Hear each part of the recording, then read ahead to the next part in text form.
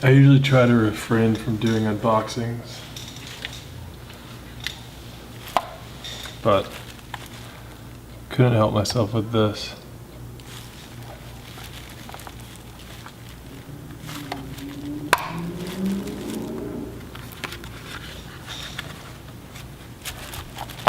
So the attention to detail when shipping this is really impressive.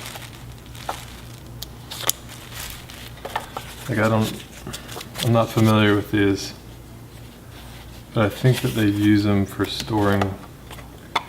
This is how they ship and store Rolexes. I've seen these for sale. These boxes here.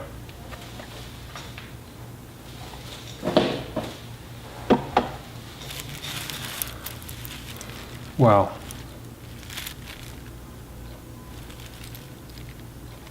It's heavy. It's heavy all over and it's solid. This is the most impressive watch I've ever held.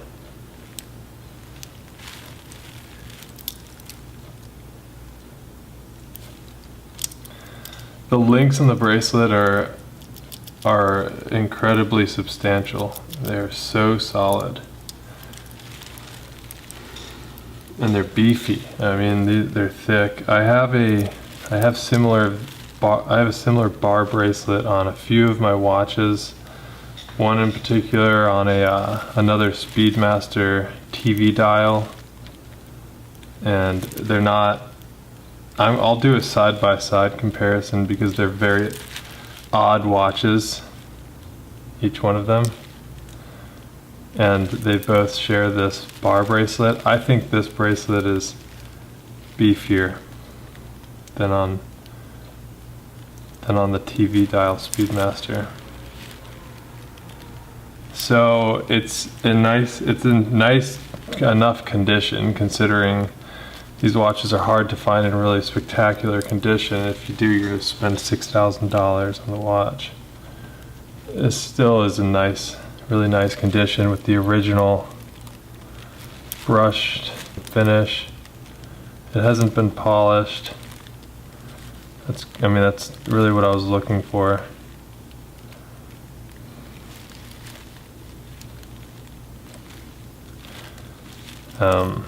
It's got some scratches, but they're hardly noticeable.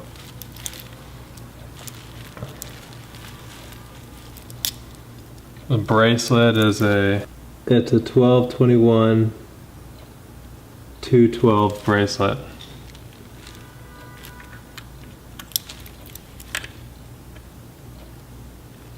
It's obviously an integrated bracelet, and it's not like it isn't like the bracelet on this is completely different than the other Speedmasters with the tonneau covers and whatnot with the covered lugs. This is a completely integrated bracelet with a kind of an integration. I've never seen anything like this before.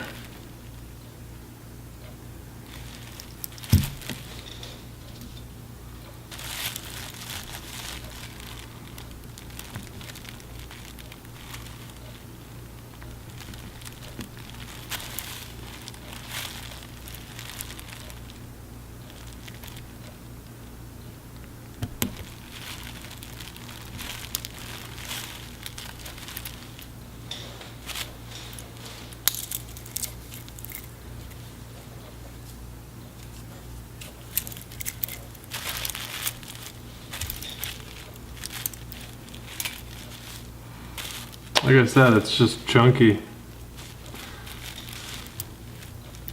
I mean, that's like a testament to it right there, where it doesn't really flap around. It's just, there is no play in this bracelet.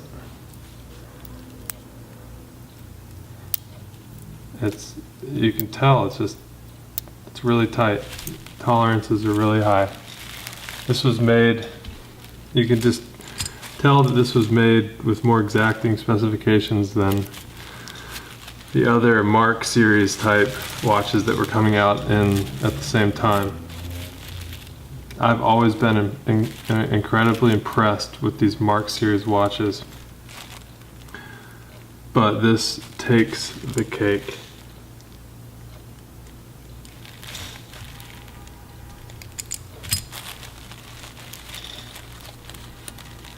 It's a Speedmaster. It's a Speedmaster branded case back with the hippocampus. The mark cases of the time don't always have the Speedmaster branded case back, oftentimes because they're from the Seamaster line. They're included with the Seamaster case backs. But this one has a Speedmaster case back.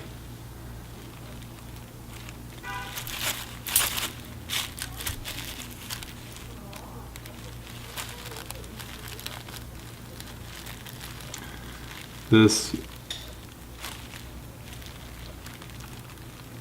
movement is the 1041 movement.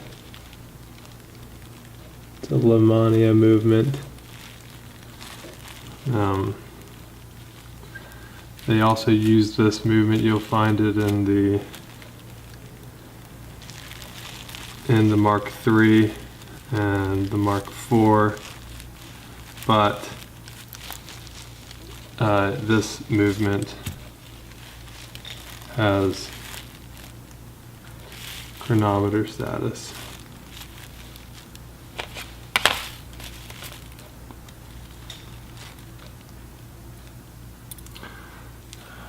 Everybody who talks about this watch will always make sure to mention, oh, it's the first movement with the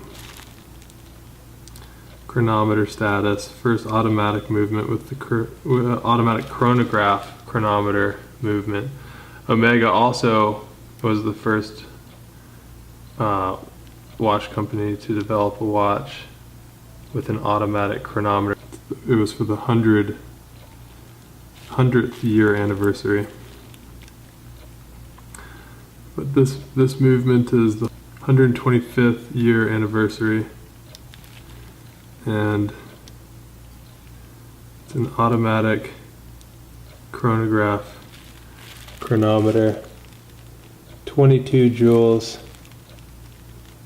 adjusted 5 times, 5 positions, and temperature. I'm reading off of the automatic winding works plate here.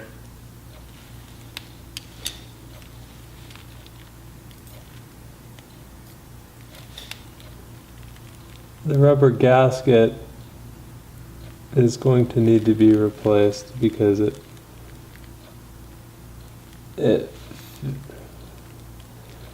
sits just below, as of now, it's sitting just below the outermost bevel and the most posterior portion of the case, which the case back rests upon.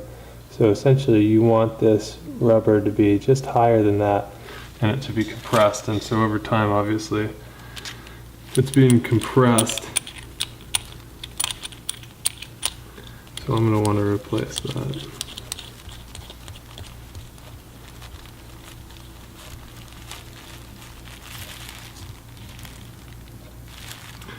And I can tell that it's I can tell that it needs to be replaced also, because when you're screwing on a case and it comes to a grinding halt without like smoothness and feeling like compression, that means that it's just metal on metal, and it's usually a fault with the. So it's interesting. One click out operates the date, but also winds it.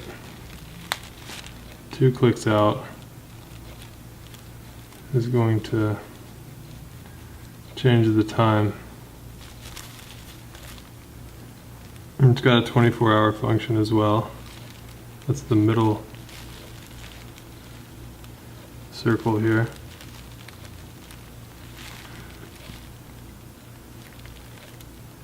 Right now it's 1800 hours. So I'll bring it around.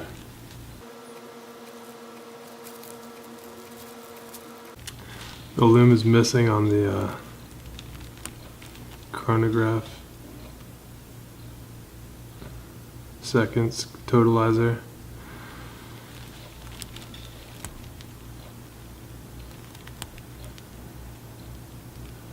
And I love this. I mean, I've got a few of these Lomania movements.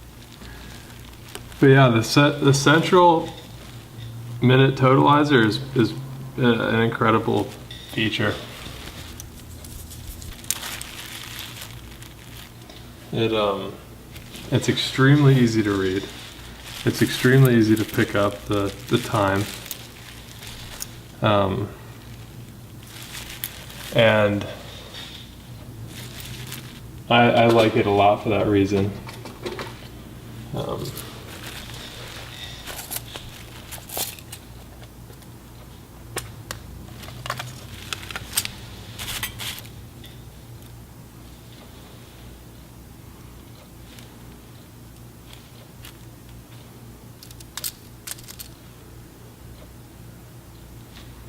These are a little heavier duty, but sometimes they don't fit.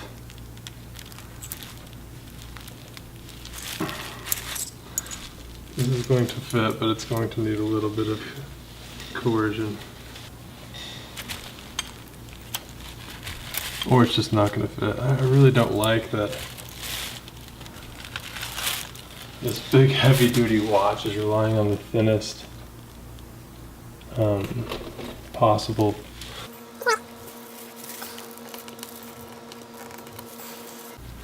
It just seems kind of counterintuitive. You've got this very expensive large watch and it's relying on this very, very insignificant, puny little spring bar.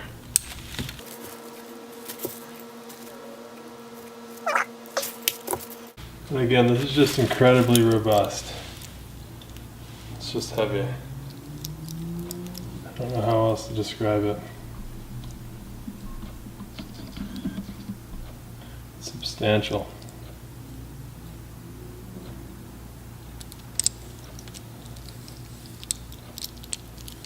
Let's do a little money shot. Wow, and the bracelet is plenty big. I've got big wrists. And I can take a link out. I can micro adjust it a little bit.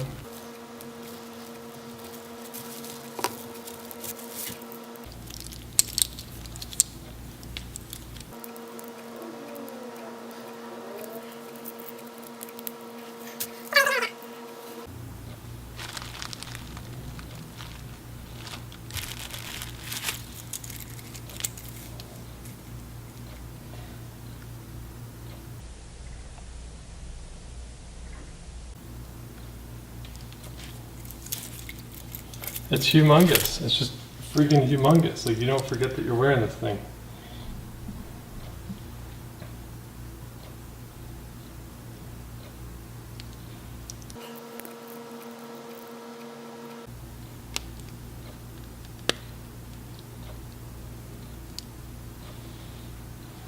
Well, thanks for watching this unboxing, which I typically don't do, but I know if I was going to be, when I was looking for one of these, I probably would have watched an unboxing video. I didn't see any out there, so hopefully you enjoyed this one. I'll do a review of some sort. I'll do a comparison with some other Speedmasters. We'll talk later.